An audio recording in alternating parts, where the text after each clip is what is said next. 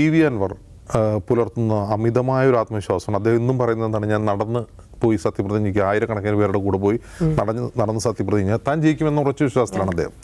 അപ്പോൾ അദ്ദേഹത്തിന് ആ ഉറച്ച വിശ്വാസം എത്രമാത്രം വോട്ടിങ്ങിൽ പ്രതിഫലിക്കുമെന്നുള്ളതാണ്. അദ്ദേഹത്തിന് എത്ര വോട്ട് പിടിക്കാൻ കഴിയും എന്നുള്ളത് വളരെ പ്രധാനപ്പെട്ട ഒരു ഘടകമാണ് ഈ ഏത് മുന്നണിയെ സംബന്ധിച്ചാണ്. അദ്ദേഹം ഒരു പരമാവധി അദ്ദേഹത്തിന് പിടിക്കാൻ കഴിയുക ഒരു 15,000 വോട്ടായിരിക്കും എന്നാണ് പൊതുവെ കണക്കാക്കപ്പെടുന്നത്. അദ്ദേഹത്തിൻ്റെ ആത്മവിശ്വാസം അദ്ദേഹം ജയിക്കുന്നതാണ് എങ്കിൽ പോലും അദ്ദേഹം 15,000 വോട്ട് പിടിച്ചാൽ തന്നെ അദ്ദേഹത്തിൻ്റെ ഒരു വാല്യൂ ആ മണ്ഡലത്തിലെങ്കിലും അദ്ദേഹത്തിൻ്റെ വാല്യൂ സക്സസ്ഫുൾ ആണ്, അദ്ദേഹത്തിൻ്റെ ഇലക്ഷൻ തന്നെ സക്സസ്ഫുൾ ആണെന്ന് പറയാം.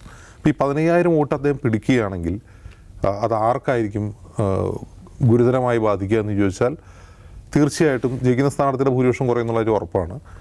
പിന്നെ ഈ ഉറച്ച ഒരു UDF മണ്ഡലമാണോ ഈ നിലമ്പൂർ എന്നുള്ള കാര്യത്തിലും ഒരു അവ്യക്തതയുണ്ട്. ഉറച്ച UDF മണ്ഡലമാണെങ്കിൽ അൻവർ ഇപ്പോൾ 15,000 വോട്ട് പിടിച്ചാലും ചെറിയ ഭൂരിപക്ഷത്തിനെങ്കിൽ UDF സ്ഥാനാർത്ഥി ജയിക്കും. പക്ഷേ അതൊരു ഉറച്ച UDF മണ്ഡലമാണെന്ന് ചോദിച്ചാൽ അൻവർ 2 തവണ ജയിച്ച ഒരു മണ്ഡലമാണ്. അപ്പോൾ അത് ഈ പിടിക്കുന്ന 15,000 വോട്ട് എക്സ്ട്രാ കൂട്ടിക്കൊണ്ടാണോ അദ്ദേഹം ജയിച്ചത് എന്നൊരു ചോദ്യമുണ്ട്. എങ്കിൽ അദ്ദേഹം പിടിക്കുന്ന ആരുടെ വോട്ടാണ് എന്നൊരു ക്വസ്റ്റ്യൻ കൂടിയുണ്ട്. ഇനി അതല്ല, UDFലെ മുസ്ലിം ലീഗുകാരുടെ വോട്ട് കൊണ്ടാണോ അൻവർ ജയിച്ചതെന്ന ക്വസ്റ്റ്യൻ കൂടിയുണ്ട്. ഇതിനെല്ലാം ഉത്തരം വോട്ടെണ്ണുമ്പോഴാണ് നമുക്ക് മനസ്സിലാവുക.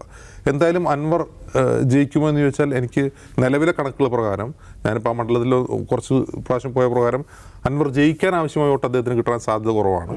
പക്ഷേ അദ്ദേഹം നല്ല ഗണ്യമായ വോട്ട് പിടിക്കും. അത്ര ശക്തമായ ഗ്രാസ് റൂട്ട് ലെവലിലുള്ള പ്രചാരണം അദ്ദേഹം നടത്തിയിട്ടുണ്ട്.